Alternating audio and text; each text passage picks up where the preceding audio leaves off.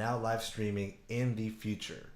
So today is a special episode. It's not one of the canon, episode 8 or 9.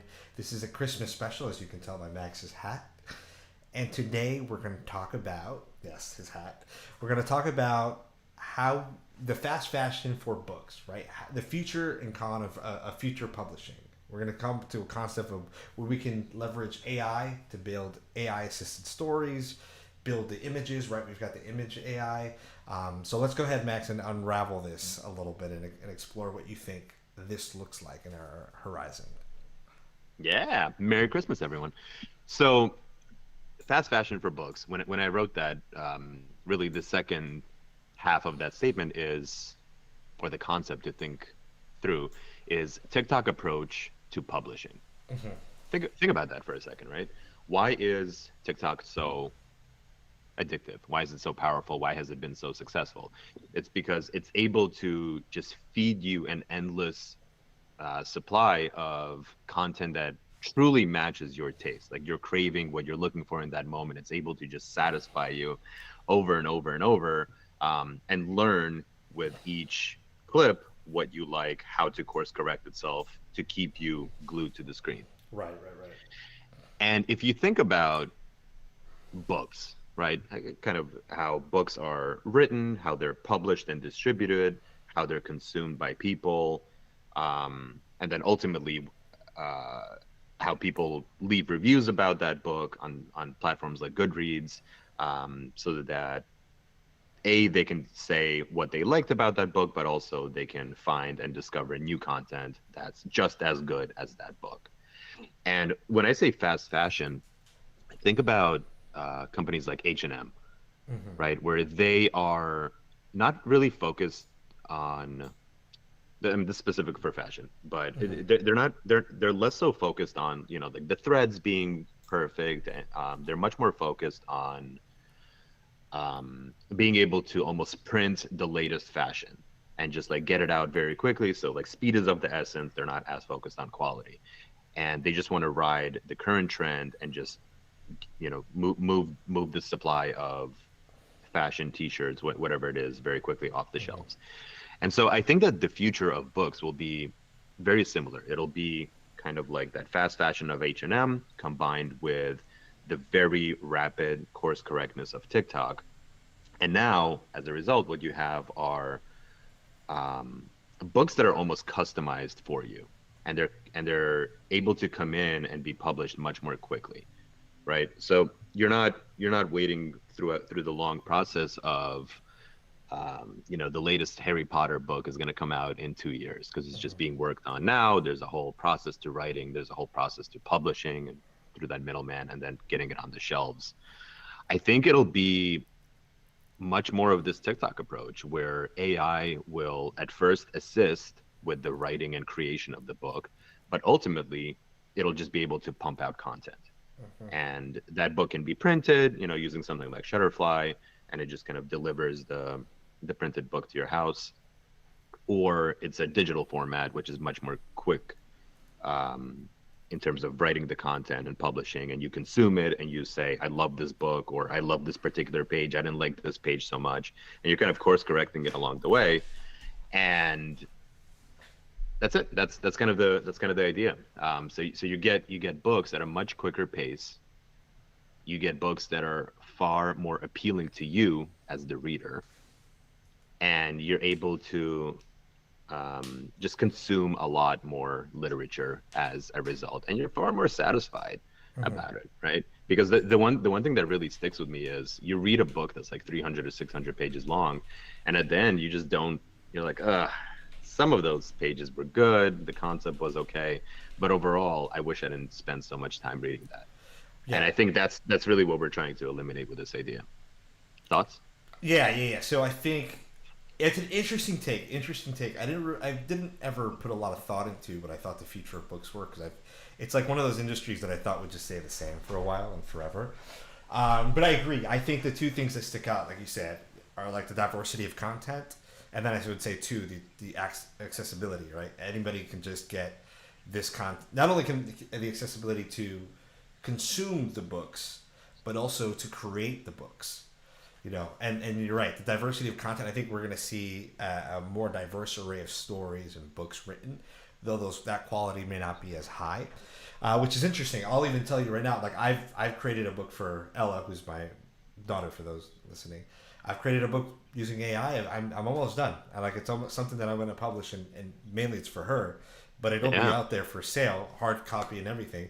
And honestly, it was like I wrote the book, got an artist. I had AI do most of the art, and now an artist is putting the finishing touches, so it looks polished. To your point, it's not something that I could do. Like if I were to think about the amount of time it took me to do that, I'm not the only person doing that. I'm sure there's like billions of people right now who are like, I'm gonna then write this book really quickly from start to finish, just because it's a lot low effort.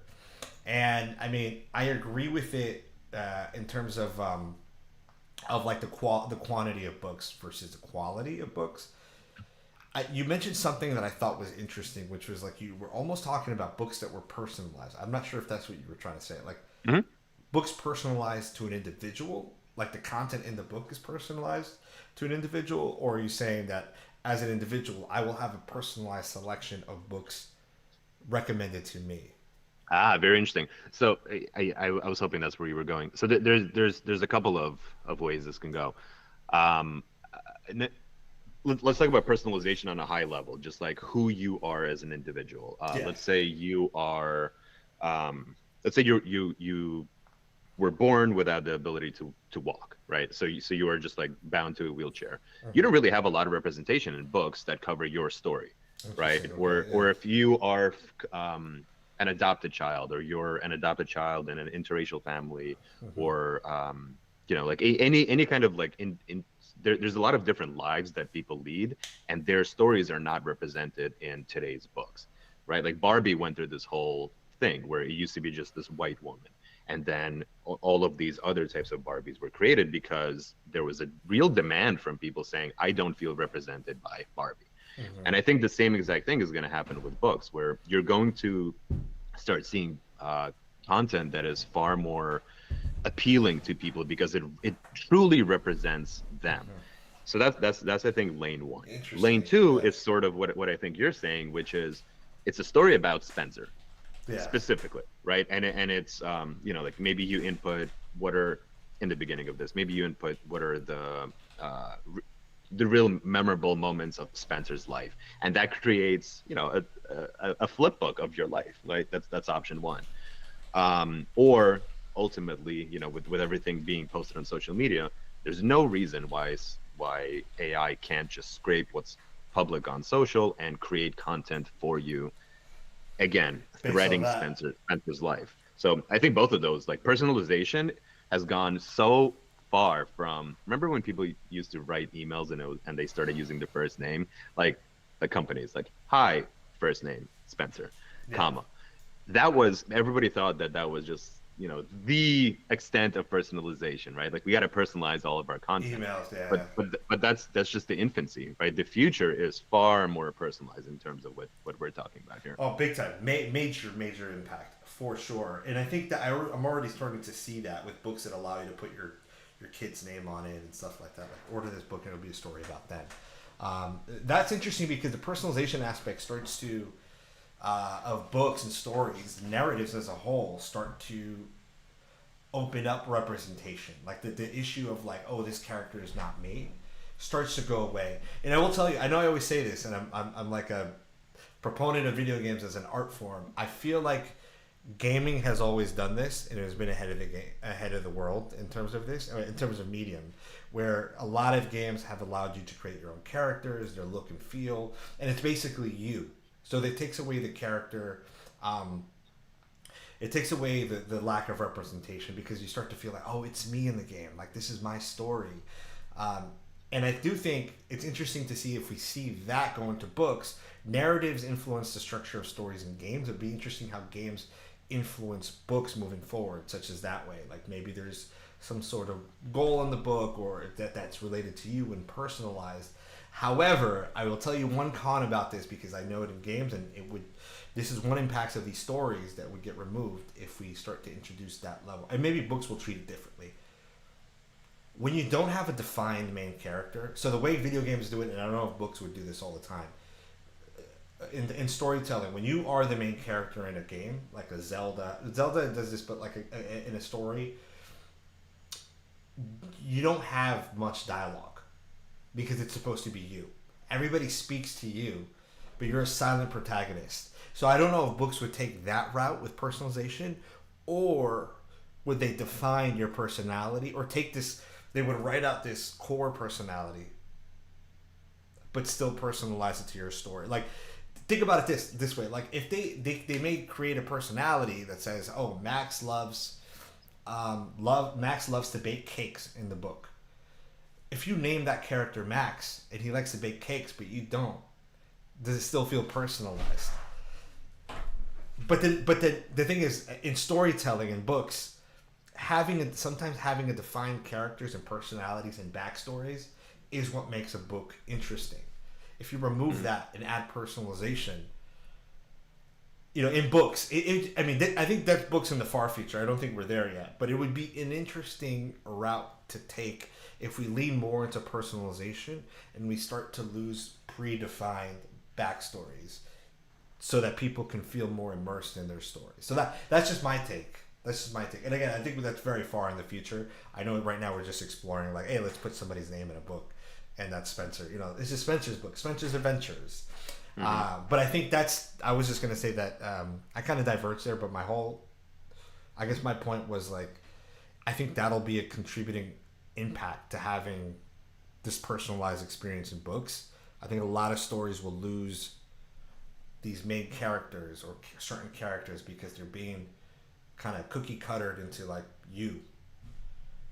But why would they be though? That's kind of the point, right? If you have, and that was the point I was making with everything being available about your history, your backstory on social media.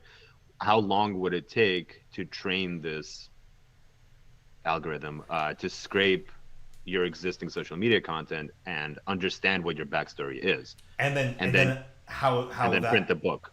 Yeah. and then how you interact with the characters in that book based on that as well. That's very heavy. Oh, so you're talking about other characters, not your own backstory. You're Well, talking about. so your backstory can be there, but I think when you're right, part of the art of storytelling. Sorry if I'm going too deep here. Go. Part of the art of storytelling is that when you have different characters in a story, they all interact with each other based on their motives and goals. Mm-hmm. If you personalize the main character, that motive and goal is so diversified. Does that impact the other characters? You know what I mean? Does that shift that do we build a story around where it doesn't matter what the person's backstory is, that all the characters will have the same affinity with the main character because it's you? For example, if you like, let's just say you like going hunting, but the main love interest is a vegetarian, or like, will that really click? I know in real life that can work, but I'm saying, like, in a story, would there be a click when? Do you know what I'm saying? Like, stories are predefined and written out with complex personalities interacting with each other. Now, if you remove that and you add, hey, fill in the blank with anybody who wants this book, that story will that story adapt to that? And again, I may be going a little too deep into it. I don't think. Yeah, I don't think you are. I think what you're describing is actually the current state of books, where they're very static and printed, and they don't adapt. Yeah. But if you are able, let's say you take a digital book, you are able to then dynamically shift those characters based on, or those other characters based on, whatever other inputs you change along the way. That's kind of interesting. Or, like, if you're reading this book and now it's not, you go beyond dynamic, now it's interactive. You're not just consuming content, you're actually inputting, saying, like, choose your own story kind of along the way, kind of thing, like just like video games, right? Except in book format. That's astonishing, right? The fact that we are so close to living in that world is amazing. Think about it, like, while you were, my mind just started firing while you were explaining that. Like, think about using books more for therapy in a way, right? Where you are engaging with the story and you're learning to problem solve. Yes. Right. Or you're saying, like, hey, Spencer, how was, like, Spencer might not have had a great day today, and he, or, like, if you're a child, like, you came from school, you might not have had a great day today, you were bullied by someone. What do you do in this situation? Like, this other character approached it from this angle. Okay, let's see what happens. And then just like things shift along the way to kind of help you. Like the ultimate goal, I agree, should be it should have a purpose, right? What is the purpose of this book? What are we trying to achieve? What are the motives behind writing this book? Is it to get someone to become a better problem solver? Is it to get someone to learn a new language? Is it to get someone to just understand what it's like being in someone else's shoes, right? Just like there's so many possibilities in this realm of books. And if you're able to take this kind of fast fashion, like on demand books or like Yeah. TikTok approach to it, man, I books are just gonna become like imagine everything that you read was just a page turner, Yeah, right? just Like just like a banger over and over and over. You're not just like, oh, I love this chapter, I hate this chapter, this book was kind of meh. Like all of your good reads would just be 5 stars, five, five, five, five, right. five, at a point where you won't even have to leave reviews anymore because it's just able to learn like, hey, he gave this 3 stars, he gave this 5 stars. Let's write more content that's more closely resembling the 5 star books that he loved, and then just create on-demand books Yeah. that stem from that. Ah, that's amazing. Yeah, that would be incredible. And I will say, adding to your fast fashion of books, and again, maybe this is just me being too much of the artist here. Maybe it's okay to water down a little bit of the story to make it adaptable, in the sense Mm-hmm. of like, still the purpose is in there, but maybe the other characters aren't as deeply defined, so they can adapt. Do you know what I mean? Like, let's say Yeah. the second character is a female, a woman, and she's like a lawyer, but that's all we give her. That's all. And depending on the main character, we form that second character. Oh, if the main guy, woman, they, them, doesn't matter. If they are working in tech, then maybe the second character, happens to also be their coworker, so they're a lawyer, but they're a lawyer in tech. Like you adapt the story that way. There's no deep backstory to her, but we just kind of adapt it, and there's certain events that always happen no matter what. I love it. Yeah. But so that's kind of the fast fashion aspect of it. Like we can stamp these dynamic stories out, but there's key elements of the stories that don't change. Um, I agree. So the dynamic books really sounds almost like a digital medium though. Like it almost sounds like it's a book format, but can this exist in a paperback format? Or do we go Kindle? Do we go full Kindle, full digital reader? Uh, Hmm. and I think we'll be in a world where both exist. By the way, I think it's just kind of like old like movies. Like I think there are blockbusters, and then there's really indie dark, movies that are like, there's rom com. I think there's room for both. I think the classic books will always exist, even if they're not just the mainstream. Because I think that the perception always when there's a new version of a medium, everybody thinks, oh, like that's it for the old ones. It's not true. We still have books. Books are time and tested. They'll probably always be there. But you're right. I think we'll see these two kind of live together, where you have the really dynamic stories that are really accessible, personalized to you. More books to you. Your Goodreads is gonna determine what new content gets created, and then you have your static books that are written by those who have a kind of a passion for the old, paperback like written stories that are chapter based. One thing though, we talked about story based books. I wonder how this will be for nonfiction. Hmm. As nonfiction book readers, I mean, I read both, more nonfiction than fiction, but I read both. You definitely read nonfiction. Um, For sure. how does the personalization work there, or those books don't need it? Are they more fixed because they're informational almost? Do you? I yeah, yeah, an interesting point. I don't see it as being as applicable to nonfiction. I do see nonfiction becoming more interesting, right? Becoming more interactive.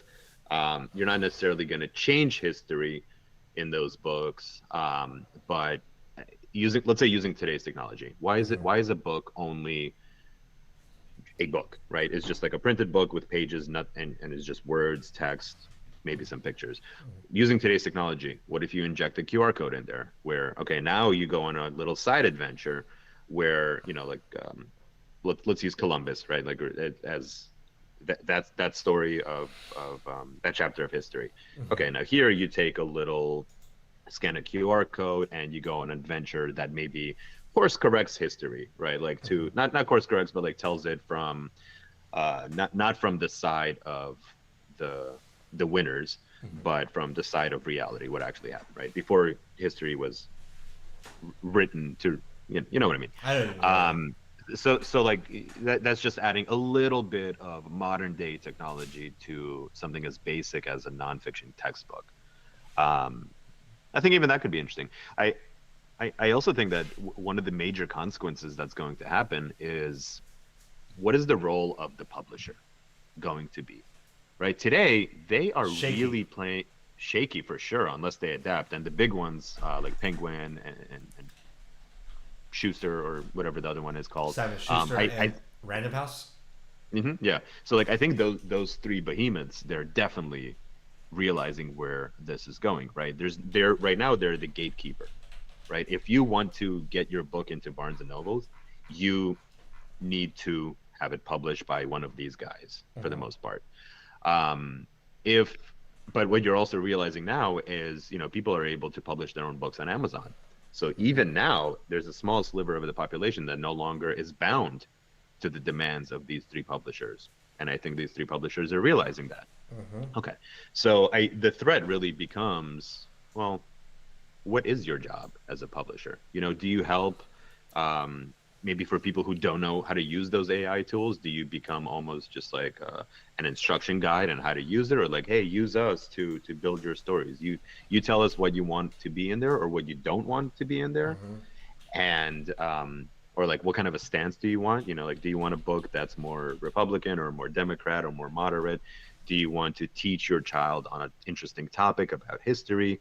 And they kind of help you bring that to life, right? They connect the image part of it to make that come to life, and you almost become the approving author of what they provide. But I do think that, like you said, their industry is becoming very shaky. I think, yeah, I don't think they're very profitable anymore. And if you think about the publishing houses, I think they're all owned typically. And again, this is an asterisk. This is a big assumption. I think might be true, at least for one of them. They're all owned by very rich old families. I think that applies to most of them, if I'm not mistaken. Traditionally, publishing houses are owned by family that have a lot of wealth, generational wealth, and I think they almost run either flat or not very profitable at all anymore, especially in this day and age. So it'd be interesting to see.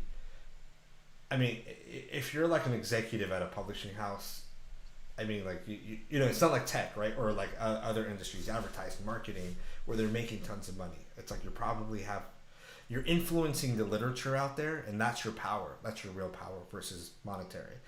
So I think they're going to continue to lose power, the publishing houses. I think they'll adopt to more digital publishing, which is kind of the obvious move, right?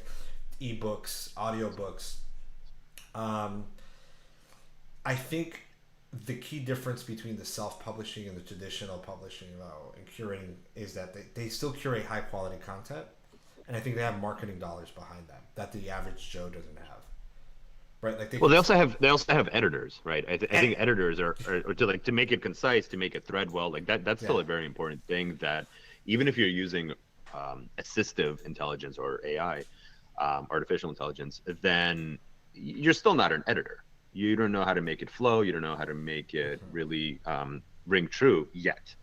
And Yeah. I think that's sort of where their power still is. But I'm totally with you. I think that some of them will start positioning themselves as more of tech companies rather than just, I'm a regular publishing content company. I think that's actually probably. I think they need to pivot to that probably to be more of a tech company, which means, you know, if I was a publisher, for example, if I was consulting these companies, these housing, I would probably say, you guys need to move to a subscription model potentially at some point, something like that, right? Like, so you guys have so many this great library of books. Like, start to own your licensing for these books and make it like a Netflix, almost, right? I think this might exist. Maybe it exists or something. I would say like that's one way of making money for them. Like, you guys have books that you sell to Barnes and Nobles, but what about just being direct to consumer with an online platform that says, hey, look, you have access to our whole library, pay $14.99, and encourage people to book, make it sexier to read. But you could still sell, right? Like, I think Amazon Prime does that. Like, you can still buy a book because they may take and remove books. So subscription model. Obviously, events like I think they just need. I think that's the path, and I think they need to take. I think they need to model themselves actually probably after a Netflix, early day Hmm. Netflix. Have your own studio books, like create some of the best books out there, both fiction and nonfiction, and become that player. That's what I would tell like a Random House, Penguin, Random House, Scholastics, and Simon Schuster, like all those. But I think they're just so old school that I don't think. I think the people that work there, are like, again, I think they're old money. I think they, or at least their families are. They come from like their parents are old money. They're probably like, nah. They're very. They're also as in my. I think this is my perception. I like reading. My wife likes reading, so chill. Everybody who's listening. I think they're generally very elitist. I think the people that work at publishing companies that are executives, I think they have this kind of like pinky up type of vibe, right? Like I'm well read and I run, Simon Nah. Schuster, and we put out. I'm a book executive, and we're going to publish the books that I think are the best. It's very powerful. I mean, it's a very powerful position because books are very influential. Many of the most powerful executives and leaders of this world are readers, so it's a very powerful position. But I think there's that mindset, that old school kind of aristocratic mindset in publishing, and there's not this disruptive like young gun type of mentality of like, oh, we're gonna transform like what books are and make it. We have such a great library, and go ahead and put that out there. And I think that's why the self publishing, the fast fashion of books, is going to disrupt the heck out of them Yeah. unless they get smart about it and really lean into their quality of content. I think you nailed it. Absolutely. Yeah. And even thinking about someone like Amazon, right? Yeah. Uh, th- when Amazon and Jeff were, or rather when Jeff was creating Amazon, it wasn't it wasn't as clear to Barnes and Nobles, or Barnes and Noble, yeah, Barnes and Noble. Yeah. They saw the threat on the horizon, but the threat that they saw was, okay, this guy is going to. So okay, so the old model was Barnes and Noble is able to, they have X square footage inside their store, and that dictates how many books they can sell inside that store. Yeah. Jeff realized that if I make an online store, my square footage is infinite, That's it. Yeah. right there. That there, it was interesting, if you know anything about the backstory. The CEO of Barnes and Noble, um, he kind of he didn't treat Jeff well, and during that he offered him like $1 to buy his company, right? Just like, we're gonna crush you. He had that same elitist mentality that you don't know what you're doing. Mm-hmm. This industry is not for little kids, or not for little boys like you. Mm-hmm. We're gonna crush you. And Jeff realized something that a lot of people still do not realize to this day. If you want to make reading as accessible as you can to the majority of the population, those people are not going to pay $30 or $25 per book. That is a lot of money for Mm-hmm. like a hardcover book. If you want to make it accessible, you need to make it digital. You need to make those books $9.99 or less.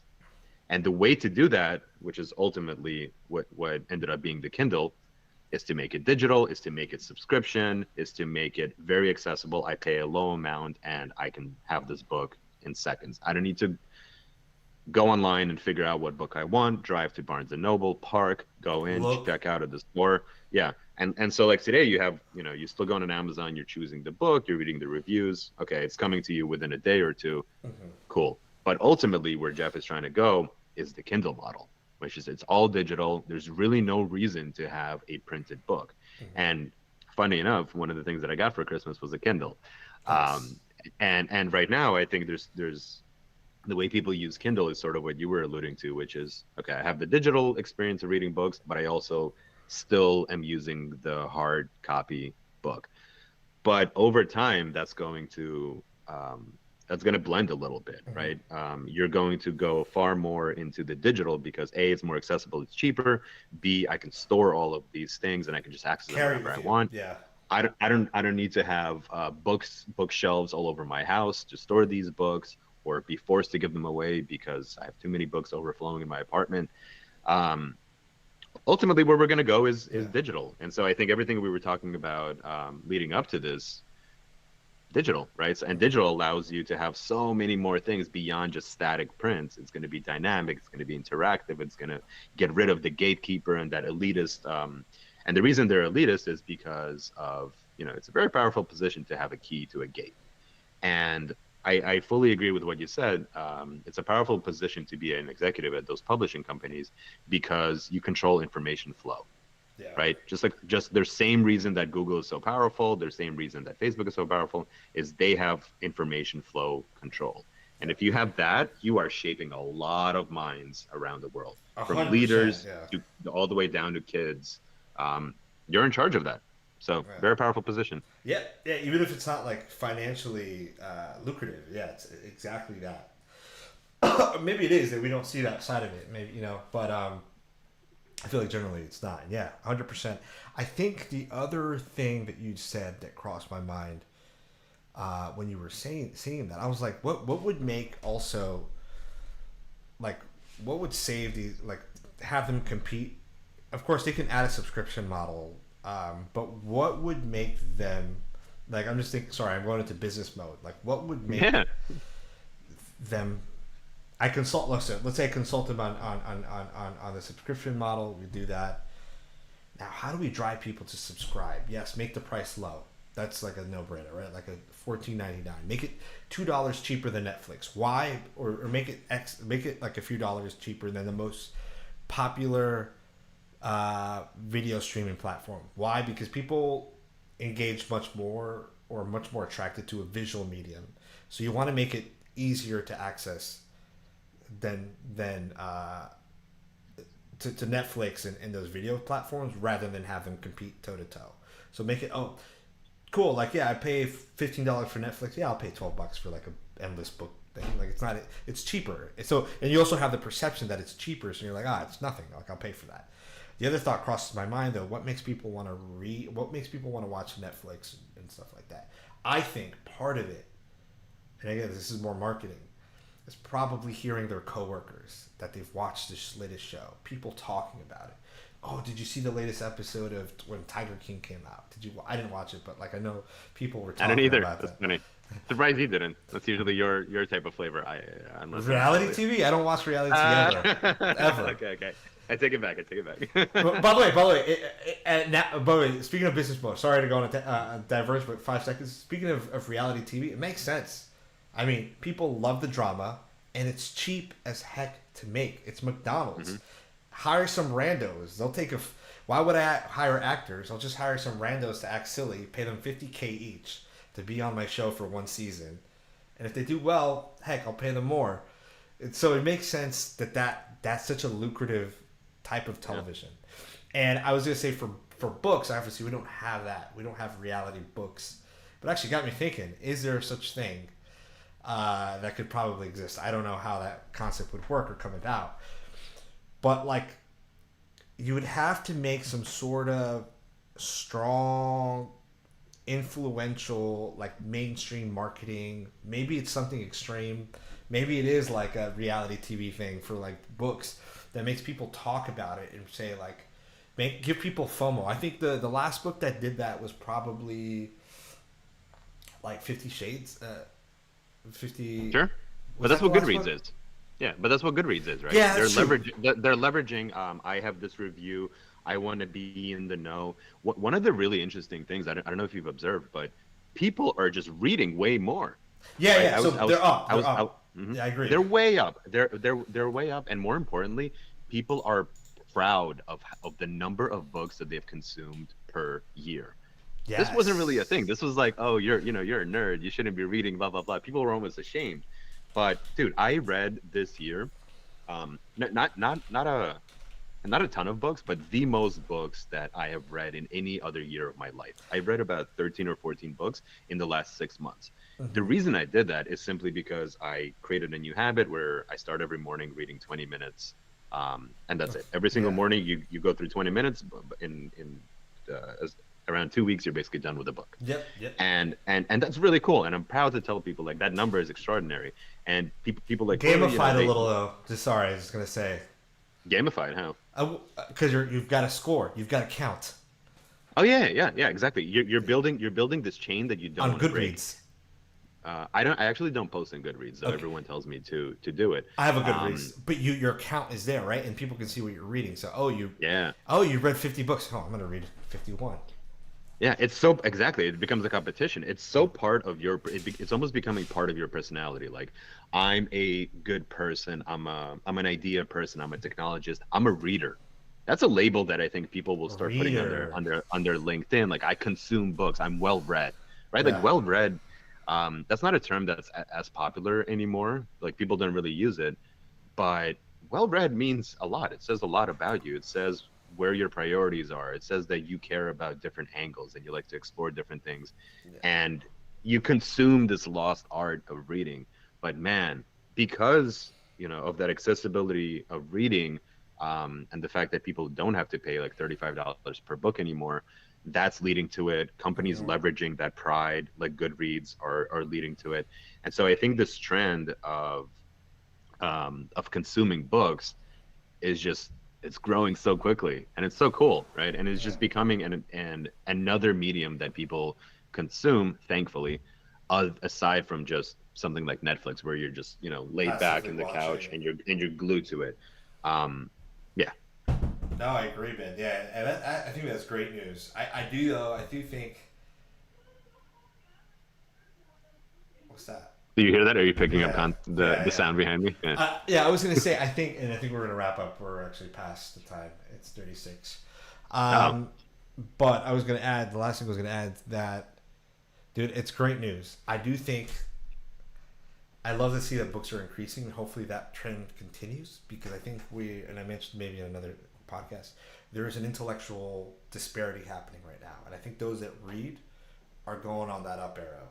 Doesn't matter even if you read a little bit or read anything. I think there's just an intellectuality of being able to use your brain to imagine, to process, to comprehend that just flexes your mind in a way that it doesn't when you don't read. So reading is that's great. That's great news to hear. I hope more people do that. And I think, yeah, again, that the non-readers and the readers is going to be a big gap. And I tried to tell that to one of our friends, and I think they didn't get it because I have friends that are also like, oh, I never read books, and I'm like, dude, you probably should, even yeah, a little and bit. and and to that point, I mean, people also say, like, oh, I don't read books, but I read blogs. I am Like on that, social media and I consume magazines, articles. It's like, oh, well, magazines, articles, yeah, but then I mean, this is something for maybe the audience to think about. Well, why is it better to read books books. instead of consuming blogs or articles, right? Is it about getting that information? Is it about reading and it's triggering thoughts in your mind? Is it about reading well-written books, right?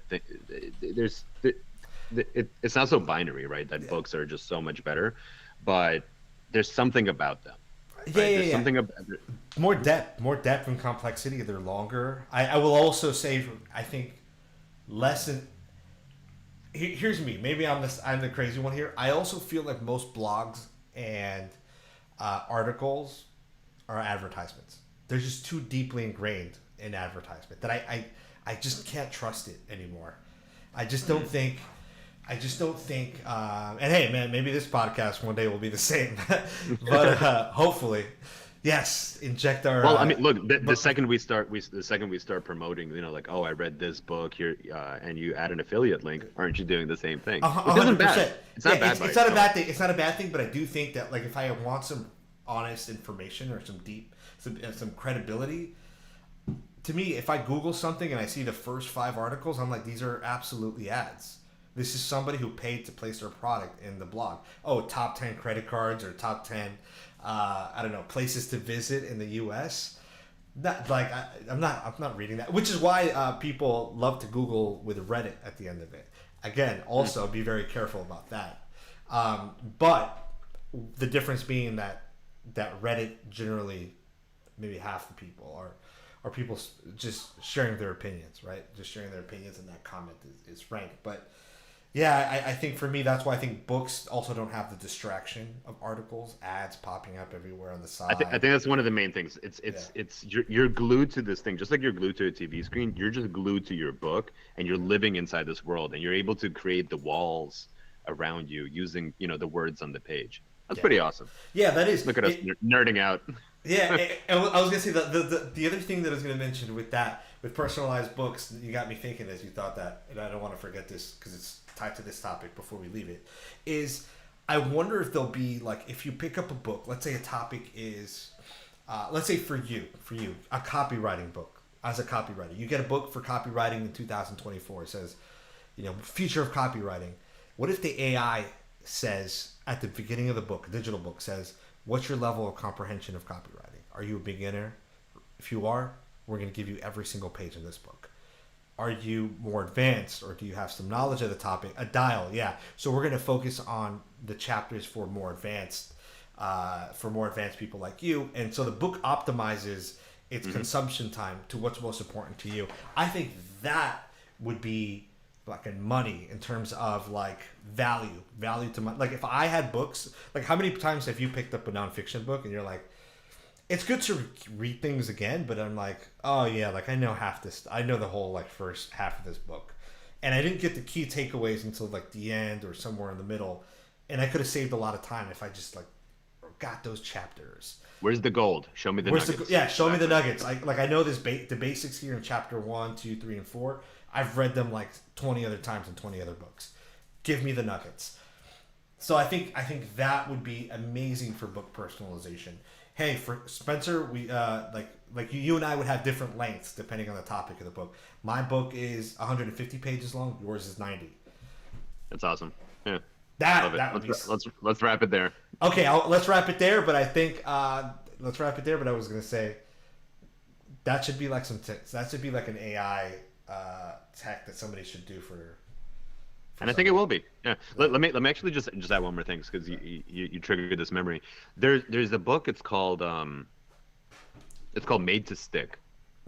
Dan Heath and I think that's his name, and then he has a partner. On the back of Made to Stick, what really kind of stuck with me was on the back of the book jacket, it didn't just say praise by Ariana Huffington, or like praise by Tim Cook, or like the usual things that you see on the back of a book. It actually told you it showed you the pages that you could find and dive into right away to find the gold, right? Yes. So it's like it's talking about this topic, like learn how to X, and it shows you go to page 37. I thought that was incredible because it just completely shifted the paradigm of what the back of a book is supposed to look I like. love that. It's not just it's not and the reason it stood out to me is it's not you should read this because these other famous people and celebrities are saying that it's good and leveraging that credibility, but it's actually saying here's the gold for you as the reader, and here's where you can find it instantly to get that instant gratification. I love that. Awesome. Wow. I wish every book had that. We should do that Also, in a way that's digital. great book. Made to Stick. Made to Stick. Definitely Made to buy Stick. that one. Okay, It's I'll awesome. write it down. Made to Stick. Oh, all right. We'll wrap it up. This has been the Christmas special, a holiday special for in the future. Hope everybody has a Merry Christmas, and we'll catch you next time. Cue the ending.